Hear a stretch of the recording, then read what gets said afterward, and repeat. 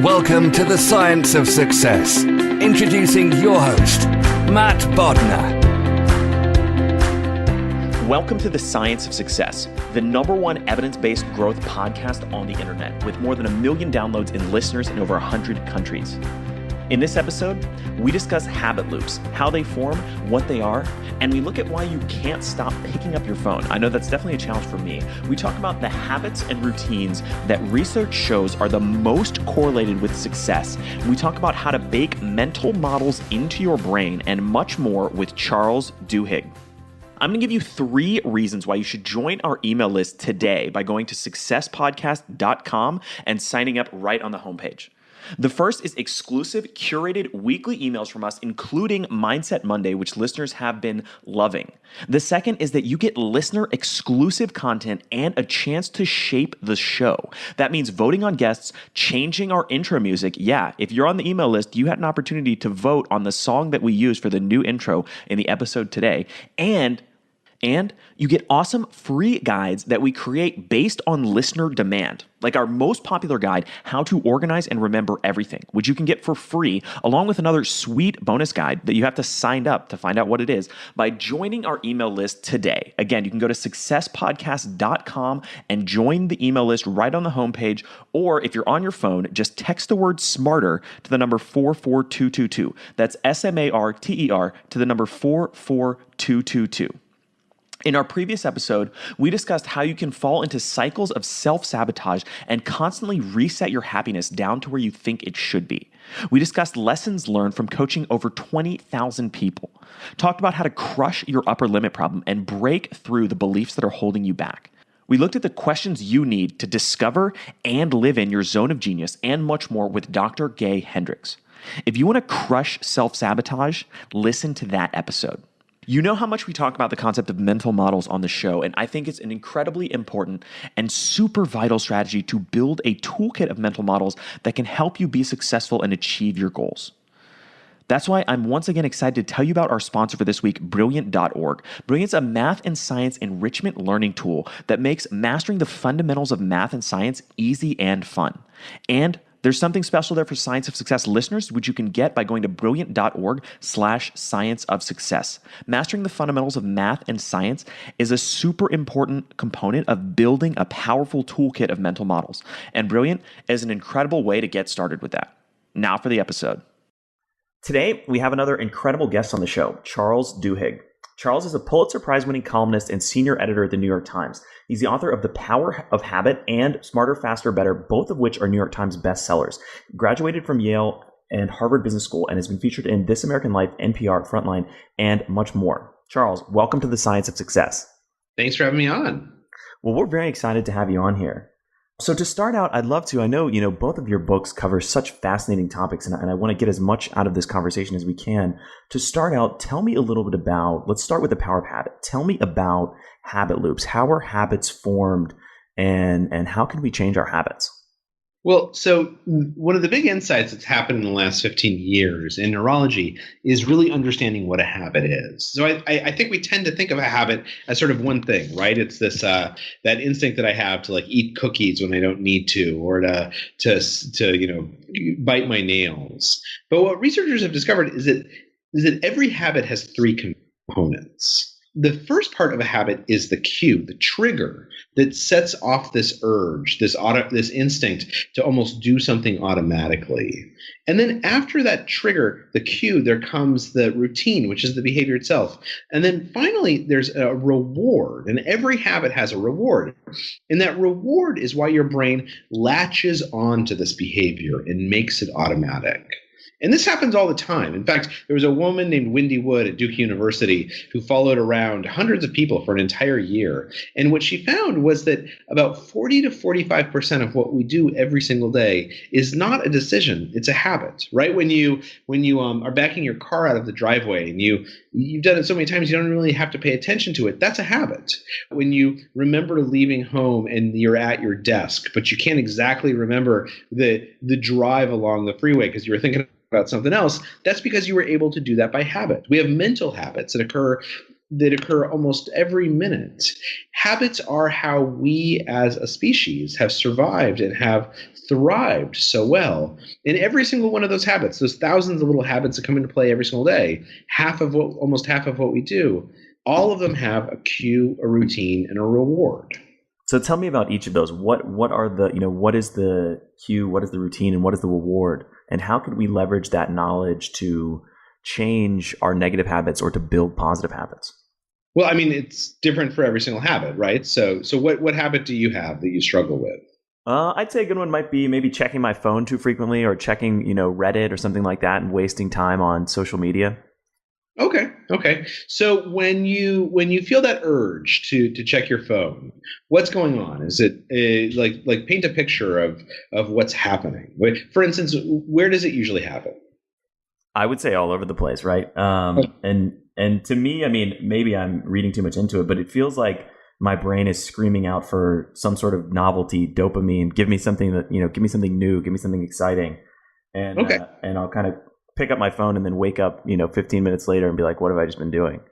So I think that's so all cues for the most part fall into one of 5 categories. It's usually a particular place, a certain time of day, the presence of certain other people, a particular emotion, or a preceding behavior that's become ritualized somehow. And it sounds like for you that what the cue for checking your phone is it's probably a particular emotion, which in this case would be kind of boredom, right? What psychologists would call novelty seeking. That you're feeling like you need like a burst of something interesting. And so when you have this spare moment, when you feel a little bit bored, you feel this certain emotion, you pick up and you check your phone. So we've got the cue diagnosed. And the activity, is it pretty much the same way every single time? You pick up the phone, you kind of turn it on. Do you find that you tend to go to the same apps on your phone? Yeah, absolutely. So I go to probably Reddit is one that is a huge time sink. Okay. So we've got the routine down. You're grabbing your phone, you're hitting the Reddit app, or you're opening up a browser and you're checking Reddit.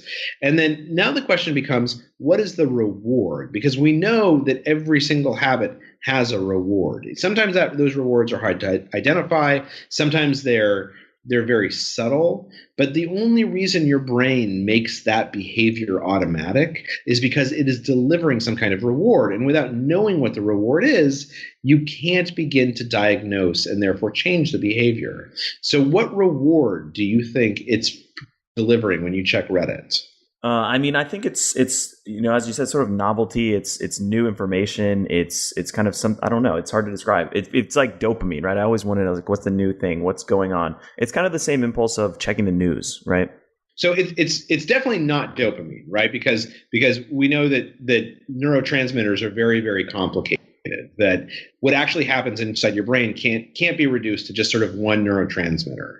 Now it might be. Now what the other things you said it could be novelty. It could be. I think you said you wanted to learn something new. But those are actually 2 different rewards, right? And understanding exactly what's going on is important at really trying to figure out how to fix this. And typically, if we had more time, what I would say is, look, you should start experimenting, right? You should, in the next time you feel the urge to check Reddit, you should, for instance, just check YouTube and look for something dumb on YouTube, something that doesn't have any informational value whatsoever, but is just kind of visually entertaining, and figure out, does that satisfy that craving? Because then you know that the reward that's driving this habit, it's novelty seeking. And then I would say the next experiment is maybe instead of checking Reddit, go to like CNN and read some kind of dry article and see if that satisfies the craving. Because if that does, then it means it's not novelty seeking that's driving this habit. It's instead sort of this thirst for knowledge, for learning something new. And then you can even get smaller and smaller and smaller. So if it is novelty seeking, and my guess is that it's novelty seeking. My guess is that you would not be as satisfied going to, for instance, like the American Journal of Pediatric Surgery as you would be going to Reddit, because Reddit sort of has things that are more fun and more interesting. And it's not exactly news you need to know. It's just news that's kind of interesting. My guess is that a novelty is a huge part of it. Then you can get even more specific and you can try and figure out, okay, is it just that you need like something completely different, right? Like, so if you conducted an experiment and you went to YouTube instead of Reddit and you just watched flashing lights, which are very, very novel, or pictures or videos of penguins, which is very novel, would that satisfy the urge? Or does it need to be something that's kind of funny? Does it need to be something that's kind of interesting? And the goal there is to figure out what exactly what reward is this habit delivering for you? Like, get as specific as possible in what kind of reward this is delivering. Now, it might be that you're totally wrong, that it has nothing to do with the content, with the value of the content, that it doesn't matter if it's funny or if it's newsy, that actually all that you need is you just need some way to like kind of catch your breath and stop thinking about whatever problem you're trying to solve, and you've fallen into the habit of looking at Reddit as kind of a mental reset. And you could look at anything for that matter. But once you understand what reward that habit is delivering, then you can reprogram the habit. Then you can say, okay, look, I'm just going to make this up, but let's say what's going on here is that when I feel a cue of boredom, I turn to Reddit. And the reason why I turn to Reddit is because Reddit delivers me some type of reward that makes me feel smart. It doesn't feel like procrastination. It feels like I'm learning something. So then the next question becomes, okay, what else can you do that would correspond to that old cue and deliver something similar to that old reward, but is actually more healthy, right? Isn't something that you feel like is quite as much a waste of time. So what would that be? Yeah, I mean, I think that's a great analogy, and I can answer that for myself. But I think I want to focus on delivering value to the listeners, and I know we have tight time constraints in this interview, so I want to kind of advance beyond this. But tell me a little bit about, just very briefly, what is a keystone habit, and how are those important in terms of shaping and kind of impacting your behavior? Well, so a keystone habit is a habit that seems to set off a chain reaction when it begins to change itself, right? So for many people, exercise, for instance, is a keystone habit. When people start exercising, they tend to start eating differently, so oftentimes without even thinking about it. And for most of us, I think that makes sense because we, for whatever reason, we feel like, oh, I went for a run this morning, and so it's easier to eat a salad for lunch rather than a hamburger. But what's interesting is that according to studies, when people start exercising habitually, they also start doing things like using their credit cards less. They tend to do their dishes earlier in the day. They procrastinate less at work.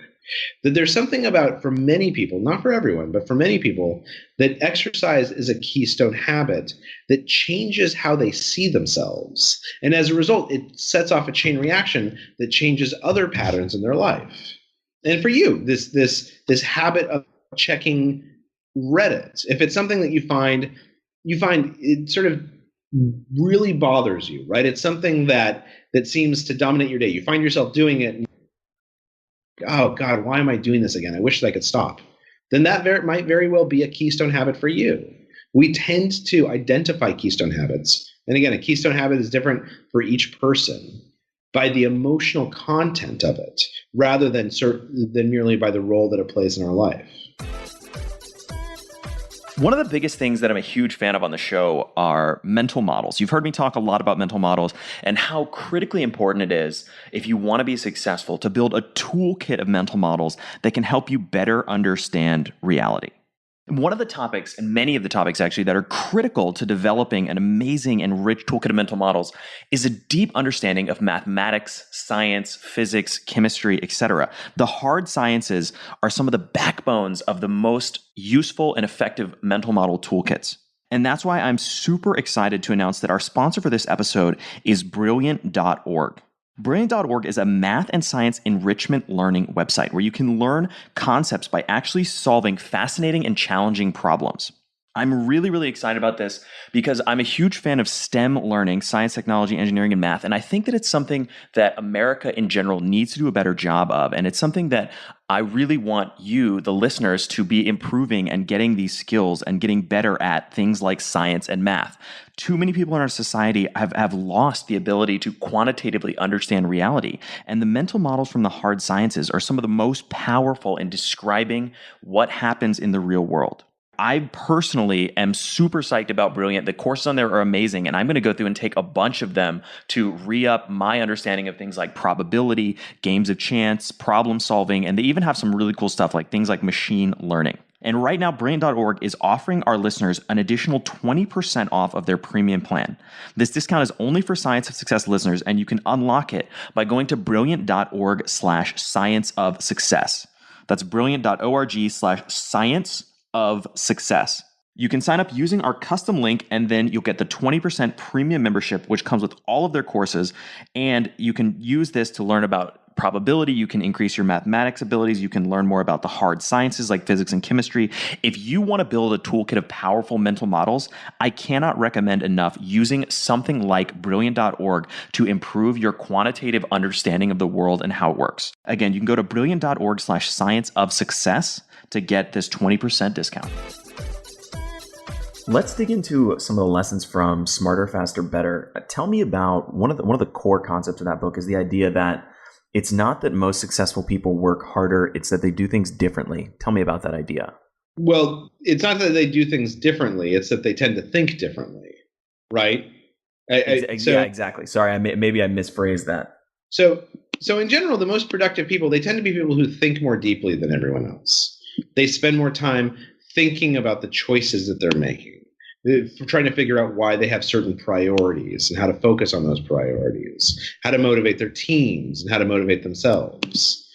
Yeah, so that's what the book explains is that there are these mental habits that prepare us to think more deeply about the choices we're making, particularly when thinking is hard.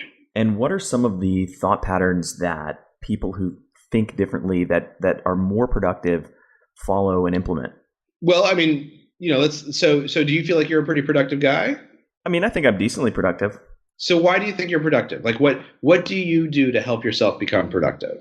I mean, I think it's a lot of the things you talk about in the book, right? I spend a lot of time, I carve out and cultivate space in my life for thinking about what I'm doing, for setting my goals, for creative time that is outside of kind of the constant churn of responding to emails and doing busy work. And I constantly try to cultivate that sort of quadrant of important but not urgent work and spending time on that, spending time journaling and thinking.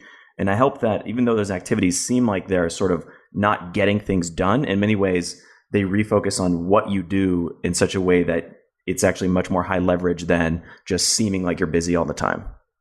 Yeah, I think that's exactly right. Do you set aside time for that? Like, do you have like a block of hour, like an hour set aside on Sunday? Do you do it when you're feeling like it? How do you structure creating that time? Yeah, I try to cultivate that time every morning. So I set aside time in the mornings before I have meetings.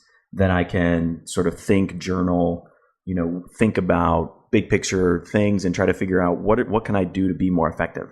Yeah, so I think that this is the big insight that we've learned from research into productivity about why some people and some companies, but people in particular, why some people get so much more done than other people do, why they seem to succeed faster. And the conventional wisdom has always been, those people must work much harder, that they chain themselves to their desks, or maybe that they're much smarter, right? Or that they went to the right schools and so they have more advantages. But what the research shows is that doesn't tend to be true. I mean, certainly working hard is great and going to the right schools doesn't hurt, but that doesn't seem to correlate with success. That what actually seems to correlate with success is that the people who are most productive and most successful, they tend to have what researchers refer to as contemplative routines, as habits in their life that push them to think more deeply. So you mentioned journaling.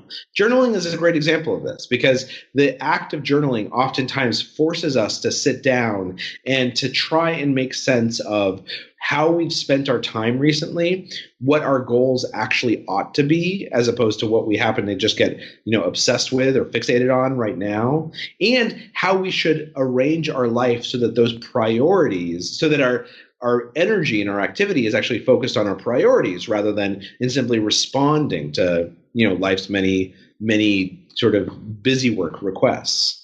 The basic insight here is that particularly now, being busy and being productive are not synonymous. You can spend an entire day being busy. You can spend an entire day replying to emails and not getting anything important done. And that's kind of a new thing, right? As late as the 1960s and 1970s, busy and synonymous, or busy and productive were kind of similar. But that's changed in this economic revolution that we're living through.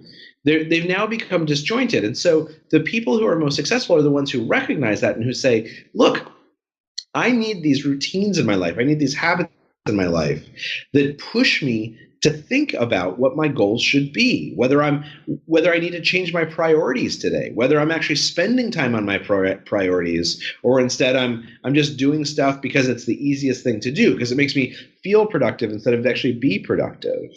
And so one of the things that's at the core of Smarter, Faster, Better is that Smarter, Faster, Better walks through these 8 parts of life that seem to be most deeply correlated with productivity and success, and sort of unpacks, okay, what is the habit that you need to build that allows you to think more deeply about things like, for instance, generating motivation when you most need it, right? What do we know about the neurology of motivation? What do we know about remaining focused at work? What is a habit that people employ so that they don't get distracted by minutia, that they don't get distracted by things that don't matter, so that they set priorities actively and push themselves to think about those priorities rather than getting complacent and just looking at your to-do list and doing whatever comes next, even if that's not the most important thing? What do we know about why some teams succeed more than others? And therefore, how do we empower leaders of those teams to create the right team habits that make success more likely? But at the core of each of these is this basic principle. It's hard to think, right? It takes time and energy and work, and it's easy to forget to think. But throughout history, thinking has always been the killer productivity app. And so the key is to build these routines, these habits into your life that push you to think a little bit more deeply about the things that matter, like goals and teams and innovation, and to think in certain ways so that you'll end up being more successful. Tell me the story of Qantas Flight 32. Qantas Flight 32 is a flight that took off from Singapore airport headed towards Sydney, Australia. And they had a mid-air catastrophic mechanical injury. And the pilot ended up prevailing because he was able to shift his mental model. He was able to shift the story he was telling himself inside his head that helped him think about how he ought to harness his attention in the right ways. Did you read the story? I listened to a recent speech of yours where you talked about it. I thought it was riveting, and it was a fascinating story. That's why I wanted to dig into some of the lessons from what happened. So which parts of it stood out to you? Well, I think one that's just sort of the narrative structure of the being in the midst of this plane crash and how they were able, or plane malfunction, and how they were able to recover from it. But specifically the concept of situational awareness and how they were sort of practiced these routines, and even before the accident, even the car ride over there, kind of rehearsing and talking about what are we going to do when and if something goes wrong. And you mentioned that the flight recording of the cockpit, it almost sounds like a rehearsed scripted play, even in the midst of what seemingly is a crisis. Yeah, I think, one of the big important things that we know about how people marshal their attention and don't get distracted, why some people are able to maintain focus, whether you're in an emergency in an airplane cockpit, or whether it's just, a busy day at work and you're sitting at your desk and there's emails coming in and there's phone calls and there's people asking you to come to some meeting unexpectedly. The people who are able to maintain their focus the best are the ones who kind of have some story in their head, some story that they're almost telling themselves about what's going on as it occurs. We know this about firemen, for instance, that the best firefighters, there's always firefighters that almost seem like they have ESP. They can almost detect what's going to happen in a burning building before it occurs. And as researchers have gone and talked to those folks and they've asked them how they do that, what they tend to say is the same thing over and over again. They say, when I walk into a burning building, I start telling myself a story about what I expect to see, right? So I walk into a room and I expect to see flames in one corner because corners always burn faster than everything else. And I know there's a staircase off to the left. And I expect to see a lot of flames on top of that staircase because there's usually an air gap under staircases, and so they burn fast. And then when I walk into a room and the story in front of my eyes, it's different from the story inside my head. For instance, there's less flames than I expect to see on that staircase. It causes me to suddenly take a second and say wait, something's wrong. Pay attention to that staircase. Don't go over there. There's something off about that. And the reason why they know where to focus and what they can ignore is because they have this story inside their head, right? Psychologists call this the act of building mental models. And mental models are how our brain, almost unconsciously, decides what to focus on and what to ignore. And all of us do this, right? This is second nature for one degree to another. Most of us, when we think about our day, we think I have a meeting at 10 o'clock, and then I've got to meet Jim at for lunch at 11:30, so I need to leave by 11. And we build these mental models, or we play out a conversation that we're going to have, a tough conversation in our head. We have a natural instinct to create mental models. But the people who are most successful, they tend to build mental models that are just half a degree more specific than everyone else. Instead of saying, I have a meeting at 10 o'clock, I need to leave by 11, they say, I've got a meeting at 10 o'clock, and it's probably going to begin with Jim saying that dumb idea that he brings up at every meeting. And then Mary's probably going to disagree with him because Mary hates Jim. So she always wants to disagree. And then you know what I should do? Then I should jump in with my idea, because I'll bet you everyone will be relieved to hear me bring up something sensible at that point. I'll kind of win the meeting. That's what the most productive people do. They build these mental models, these kind of visualizations of what they expect to have unfold that are just a little bit more detailed than everyone else. And it doesn't take much time. It takes 30 seconds, maybe 2 minutes to envision your entire day that way. But what it does is it builds a mental model that allows your brain to anticipate what's going to happen, and more importantly, focus on what really matters and not get quite as distracted as the small little details from everything else. Well, Charles, thank you so much. I know you're tight on time today, but we really appreciate you coming on the show and sharing all of your wisdom. Thanks for having me on. Thank you so much for listening to The Science of Success. We created the show to help you, our listeners, master evidence-based personal growth. I love hearing from listeners. If you want to reach out, share your story, or just say hi, shoot me an email. My email, which I give out at the end of every episode, is matt@successpodcast.com. That's MATT@successpodcast.com. I read and respond to every single listener email. I'm once again going to give you 3 reasons why you should join our email list right now by going to successpodcast.com and signing up at the top of our homepage. First, you're going to get exclusive, curated weekly emails from us every single week, including Mindset Monday, which listeners have been raving about. Next, you're going to get listener-exclusive opportunities to change the shape of the show, vote on guests, change our intro music, questions that we're going to ask for guests, and give us feedback that helps shape the direction of The Science of Success. The new intro that you heard today was voted on by our listeners who are on our email list.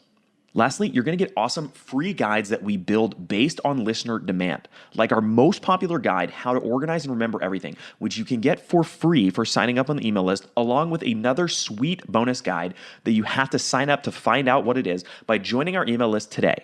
You can join at successpodcast.com, right on the front of the homepage, or if you're on your phone, just text the word SMARTER. That's SMARTER to the number 44222. Again, that's SMARTER to 44222. The greatest compliment you can give us is a referral to a friend, either live or online. If you enjoyed this episode, please leave us an awesome review and subscribe on iTunes. That helps more and more people discover the science of success. Lastly, don't forget, if you want to get all the incredible information we talked about in this show, links, transcripts, everything we discussed, and much more, be sure to check out our show notes, which are also at successpodcast.com. You can just hit the show notes button at the top. Thanks again, and we'll see you on the next episode of The Science of Success.